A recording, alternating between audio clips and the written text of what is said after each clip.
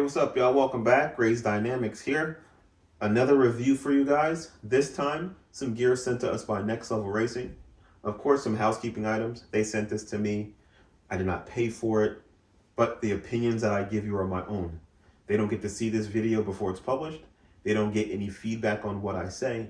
The only thing I ever do is if something's missing, I make sure I clarify it with the company first, just to make sure that I'm working on the right path and I'm assuming and understanding everything that gets set up just the way you would as a consumer.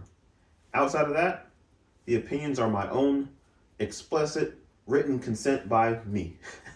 So with that being said, thanks again for Next Level Racing for sending this out to a small channel like myself to give you some feedback.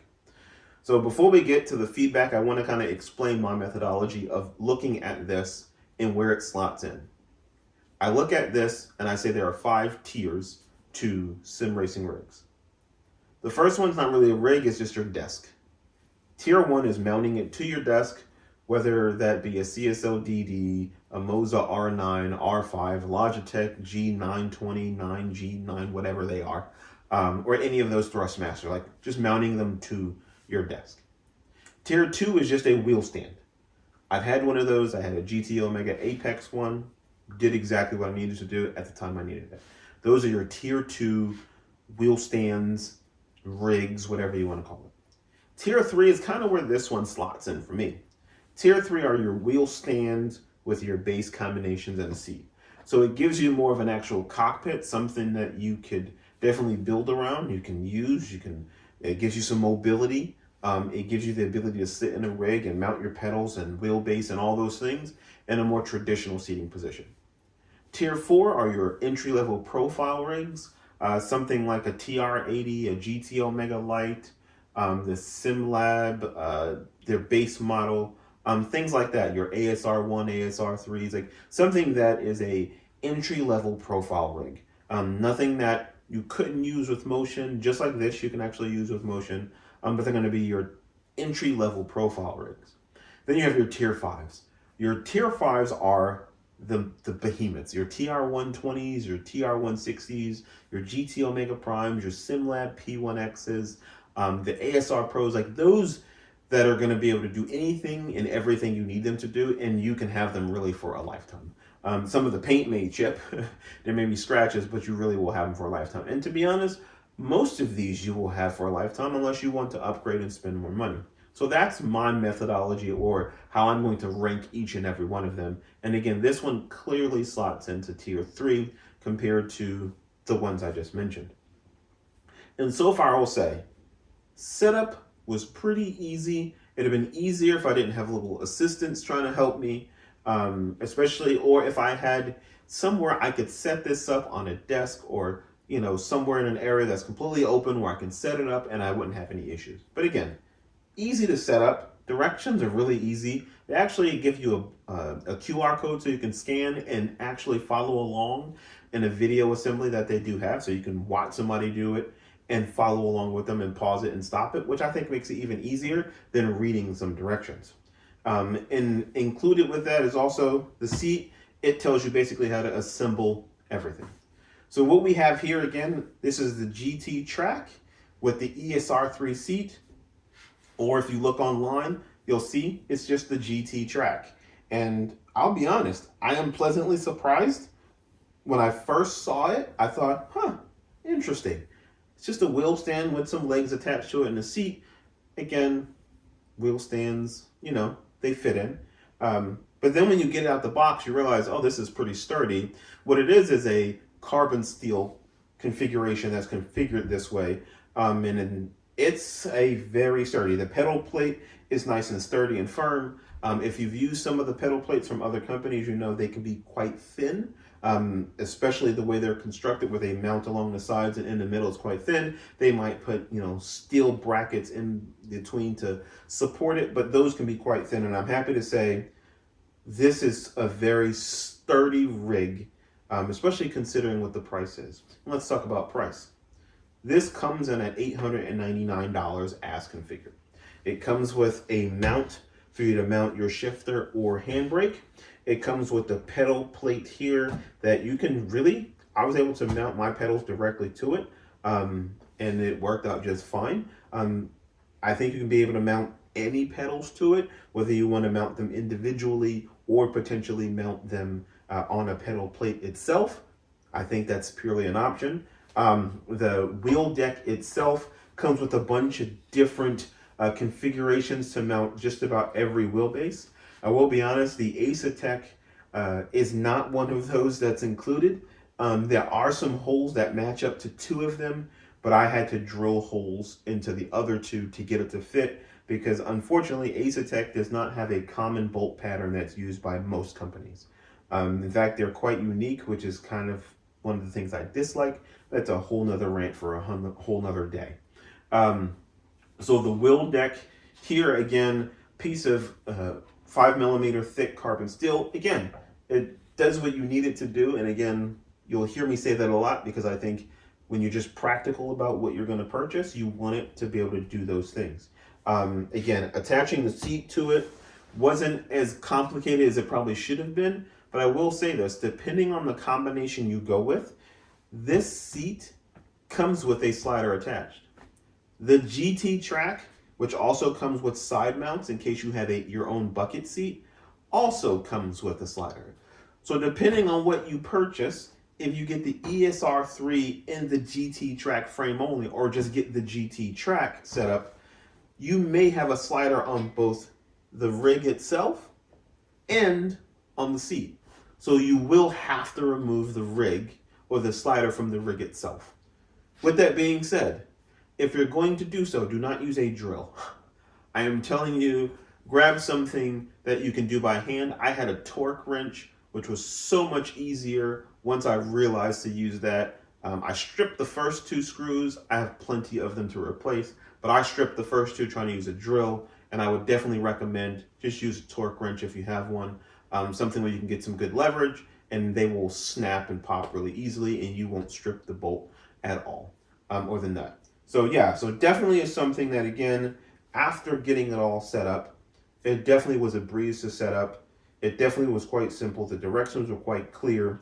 The pedal plate can be tilted up or lay flat as I'm using it now, depending on your pedal configuration. They give you a long screw that you could essentially place all the way at the bottom. And again, that'll help you support if you're going to tilt it high. You would set the bottom up to tilt it, put your long screws in just to support it. So this way you don't get as much flex as you would with some other pedals or other pedal plates.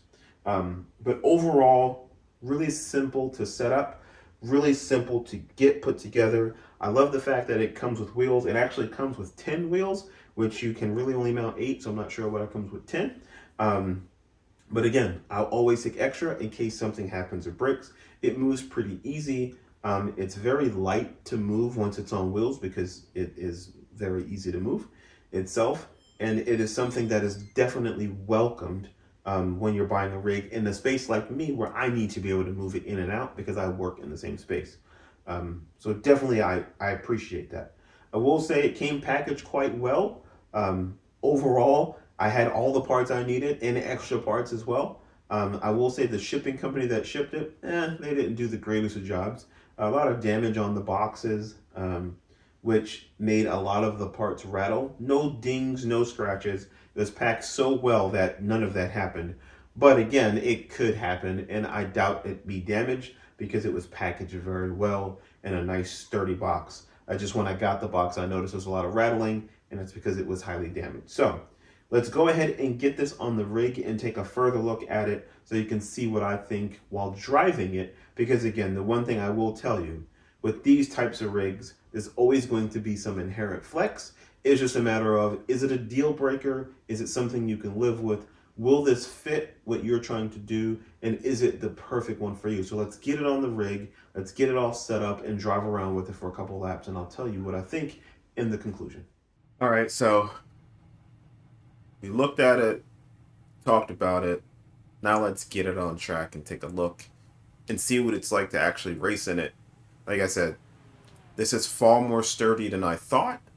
I kept picturing, like I said before, just a wheel stand with some attachments, but it's far more than that. But I think getting it out here and driving in it is going to be the true testament.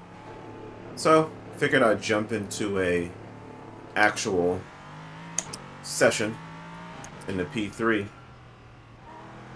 And we've got the Ace-A-Tech base here.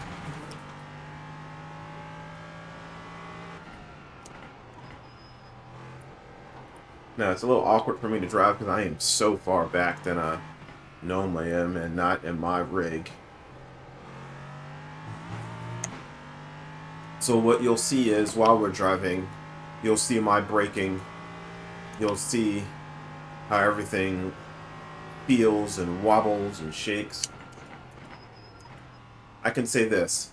It is a rather comfortable rig. I don't doubt its comfort, and again, because you can put any seat on it, it really opens up possibilities for you to just do other things. Now, granted,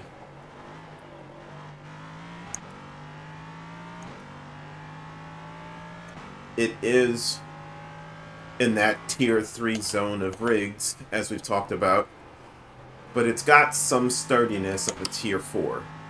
Like, tier 3 rigs, or, you know, they are infamous for being, or having a ton of flex. I think the flex on this, which you can clearly see as I drive, will exist, but it also depends on what wheelbase you're running, how much power you're running, what pedals you're using, what the max force you can, kilograms you can apply, because clearly using an Ace-A-Tech, a VRS, anything that's got 15 newton meters or more, you're gonna feel it in the base. The wheel deck, as nice and sturdy as it is, this is not a profile rig, so you are gonna get some flex. Like I said, as you can see, as I brake on the step on the brake, and now I have my set to about 70 kilograms of braking force. But again, if you're using something that's got significantly less, then ultimately I think you'd be fine.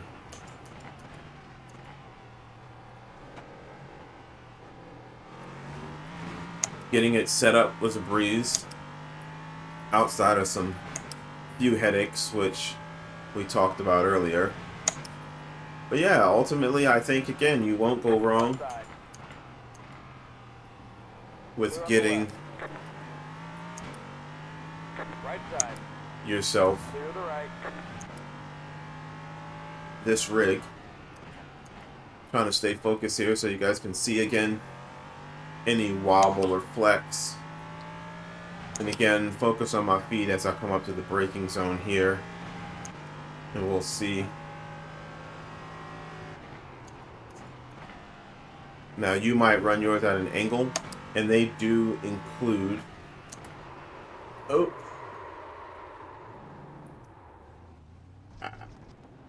This is rather complicated to drive when you're so far away. My perspective is so off. But yeah, ultimately, I do think this is a solid rig, and I do think that, like I said, we'll get to the conclusion here in just a moment. But as I come up to the start-finish line, we'll go ahead and throw this back into the pits. And we'll get to the conclusion of what I think, where I think this fits in the pecking order, as we talked about before, where I think the value is for this, and what I think you should spend your hard-earned money on. As you can see, they have so many other options. I think with some of the other options, they may be better suited for what you need, but this is definitely something I would consider. So let's get to the conclusion, and we'll go over just what I think about what you should move forward to. All right, so let's conclude this video. So we've talked about the rig itself. We've gotten to sit on track, race with it for a couple laps, and see how it feels. So I think there's going to be some things that people are going to look at on this rig that they may just go with something else, and not necessarily with another company, just something else within Next Level Racing. I think Next Level Racing, this rig definitely has a place. I just think for the GT track, they have some profile rigs that I would consider over this. I'd pay the extra little bit, but I think this has a place. I think the place for this is those people who need something that is similar to a rig, but not as cumbersome as a rig, not as complicated as a full 80/20 profile rig, not as bulky, not as heavy, not as space consuming. This can be set up in a very small place. It comes on wheels, very easy to move, but I think there are some inherent pros and cons to this. Yeah, pros are it's easy to set up, it's easy to take down, it's pretty easy to mount the seat and everything to it. It's a quick setup. You could do it in about an hour and a half. You can do it all by yourself. You don't need anybody else. You could probably do it in an hour if you're really good at putting things together and you have an area to do it all set out. So yeah, very easy. Mounting the seat, not very hard once you get past the fact that you have to possibly remove one slider if there are two.